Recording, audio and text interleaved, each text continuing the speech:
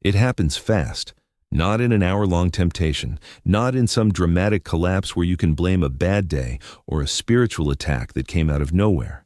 It happens in 10 seconds. 10 seconds where your spirit feels a quiet pause and you pretend you didn't notice. 10 seconds where your chest tightens just a little and you call it overthinking. 10 seconds where a small thought rises like a warning flare. Don't open that. Don't say that. Don't scroll that. Don't go there. And you override it because you want relief more than you want resistance. And then later, when the damage is done, you say, "Why didn't I stop?" Here's the sentence that might sting, but it will save you. You did stop. For 10 seconds. You just didn't honor it. That 10-second pause wasn't anxiety. It wasn't paranoia. It wasn't you being too intense. It was mercy. It was God giving you an exit before the door fully opened. And this message is for the person who keeps asking, "Why do I feel numb now? Why is prayer dry? Why is conviction quiet? Why do I feel far even when I still believe?" Because you didn't become numb in one night. You became numb by ignoring 10 seconds over and over until your soul learned a terrifying skill, how to swipe mercy away. And yes, I'm going to be direct because soft talk keeps people stuck. Conviction doesn't disappear first. Responsiveness disappears first. God still warns you, but you stop responding. And the moment you stop responding, everything starts feeling normal.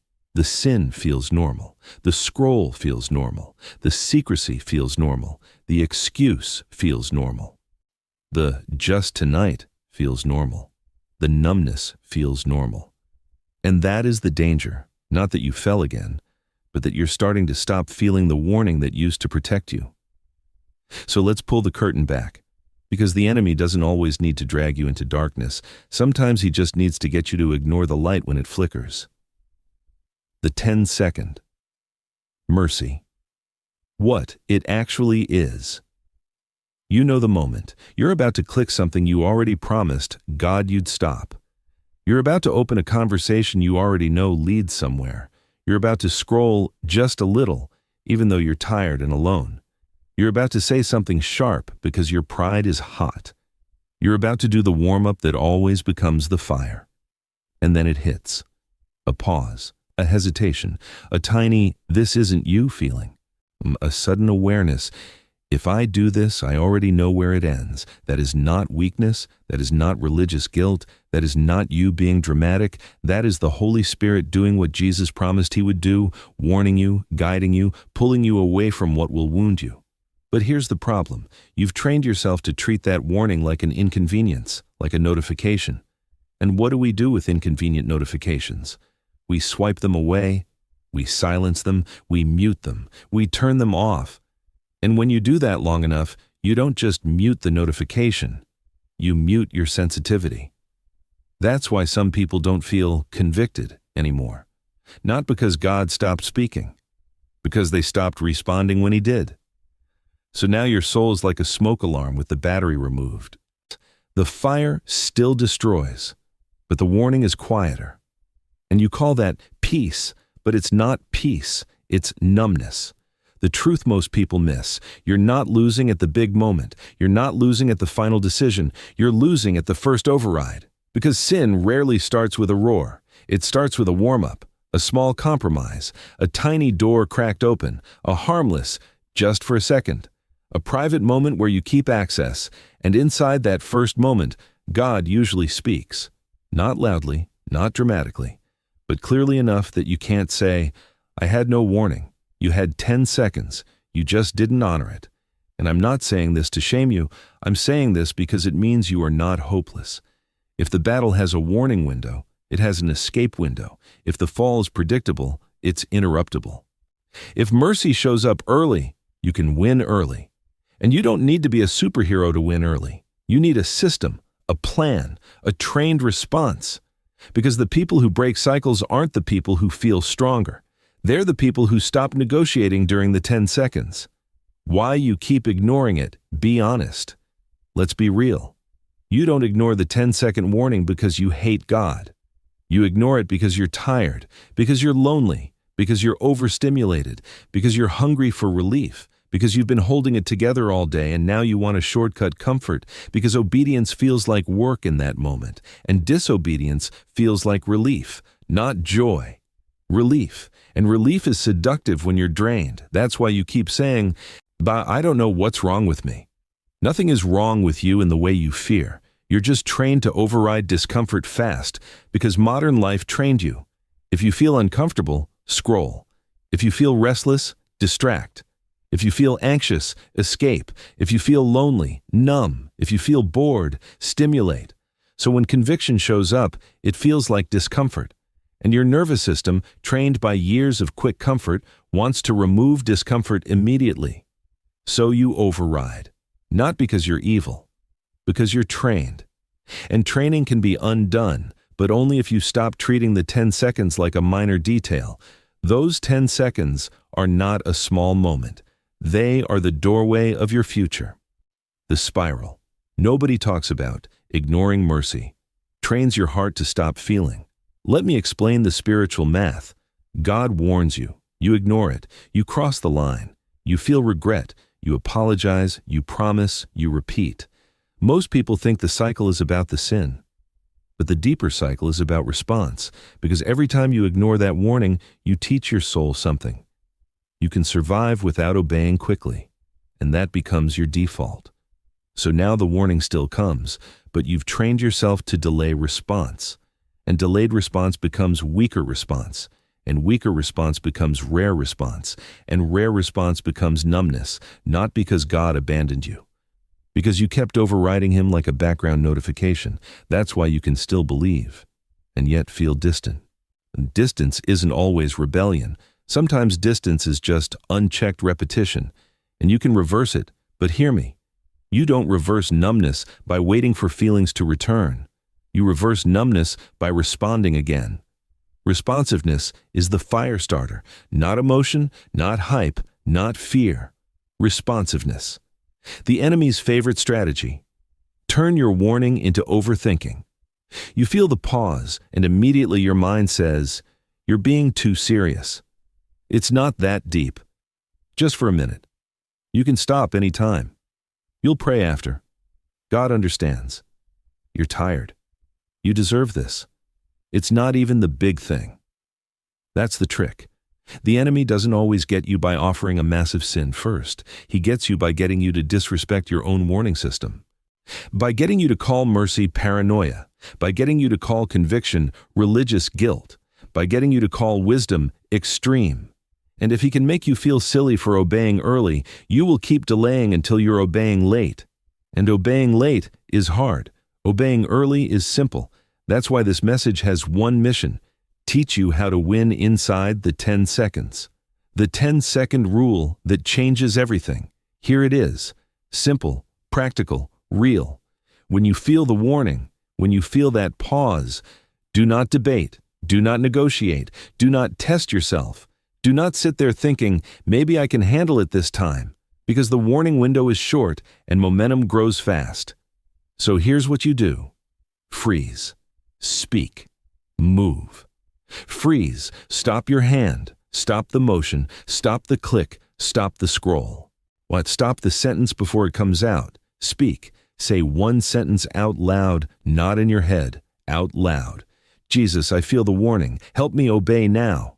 Or, Holy Spirit, I'm being pulled. Give me the exit. Or, this is mercy, I will honor it. One sentence, not poetry. Oxygen. Move. Change your position immediately. Stand up. Turn on a light. Leave the room. Put the phone across the room. Wash your face. Drink water. Step outside. Do something physical that breaks the trance. Because temptation grows in passivity. Motion breaks spells. And yes, this is spiritual, but it's also neurological.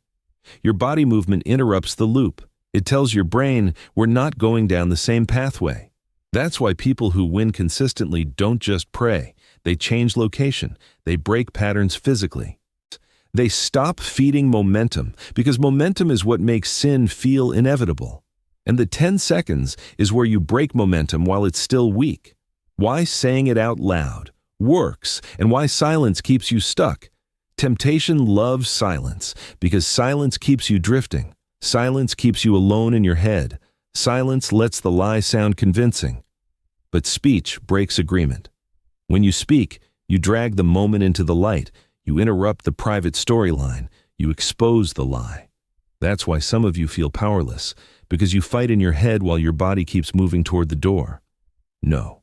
Speak, even if it's a whisper, even if it feels awkward, even if you're alone, especially if you're alone.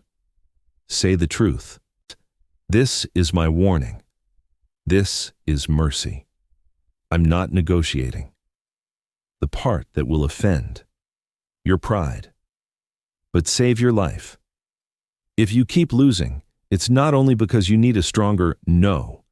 It's because you keep leaving access open. You want to win the 10 seconds, but you keep keeping the match in your pocket. Your phone in your bed. The trigger account still followed. The private browsing still available. The same late-night isolation still protected. The same environment still set up like a trap. And then you ask God for strength. But God is not just giving you strength. He's giving you wisdom. And wisdom looks like this. Stop trusting tired you with unlimited access. Tired you is not the same person as clear you. Clear you loves God and wants holiness. Tired you wants relief, fast. So build a plan for tired you. Because tired, you is the one making most of the bad decisions, not the Sunday morning you, not the after this sermon you, the midnight you, the lonely you, the bored you, the overstimulated you. So your plan must be strong enough for that version of you, and strong plans usually mean fewer opportunities to fail. That's not legalism. That's love. The 3-part warning saver system. If you want the 10-second warning to become powerful again, do these 3 things for 7 days. 1. Reduce the flood. Conviction is a whisper. If you live in constant noise, you will miss whispers. So for 7 days, create one quiet pocket daily.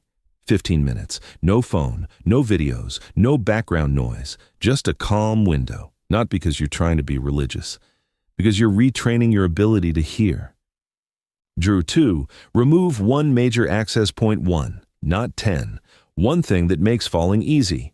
Phone out of bedroom at night, unfollow the trigger pages, block the sites, turn on screen time lock, delete the app for 7 days. One access point removed is one doorway closed. 3. Practice immediate response. Every time you feel the warning, respond instantly with freeze speak move, even if it's not a big temptation, even if it's just a small compromise, because your spirit is being trained by response speed. You are teaching your soul, when God warns me, I move. And after a week, something starts returning. Sensitivity, tenderness, clarity, not because you became perfect, because you became responsive again. The real reason I didn't feel convicted is usually a lie. Some of you say, I didn't feel convicted. But if we're honest, you did. You felt it at the warm-up. You felt it at the pause. You felt it at the hesitation. You felt it at the moment you said, I'll pray after. That was the warning. That was mercy. So the question isn't, did God warn me? The question is, did I honor it? Because every time you honor it, the warning becomes sharper. Every time you ignore it, the warning becomes quieter. That's not God being petty. That's you training your heart, either toward obedience or toward numbness. Here's the climax. Your breakthrough is smaller than you think. Most people are waiting for some giant breakthrough night where the temptation disappears forever. That's not usually how freedom starts. Freedom starts when the warning comes, and you do something different. When the 10 seconds show up, and you honor them. When the pause hits, and you take the exit. When you feel the nudge, and you don't swipe it away. That's how chains loosen.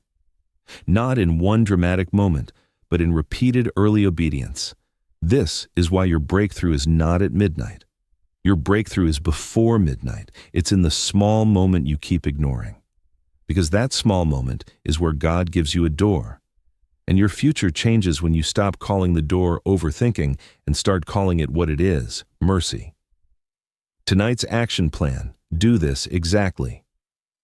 Don't turn this into inspiration, make it a decision. Tonight, do these 5 things. 1. Write your danger hour, the time you drift most. Name it. 2. Set your fence start time. If you drift at 11:30, your fence starts at 10:30. 3. Move the phone. Away from the bed, away from the room if possible. 4. Memorize your emergency sentence. This is mercy, I will honor it. 5. When the warning hits, do freeze, speak, move. Immediately. No debate, no negotiating, no just 5 minutes. Now. Because later is where you lose, and now is where you win. The ending that needs to land in your chest. Let me end with a truth that sounds simple but changes everything. God is not waiting for you to become flawless. He's waiting for you to become responsive, because the moment you start honoring the 10 seconds again, you start feeling alive again. Conviction gets louder, prayer becomes easier, your heart becomes softer, you start waking up with less fog, you stop living in that exhausted shame cycle, and you realize you weren't far, you were just delaying. So next time the warning comes, don't panic, don't bargain, don't overthink. Smile, not because temptation is funny, but because you recognize the moment, and say it out loud like a warrior. This is my 10-second mercy. I saw you coming. Then move. Then obey. Then sleep with peace. Because you didn't just avoid a sin, you honored a warning, and honoring warnings is how fire comes back.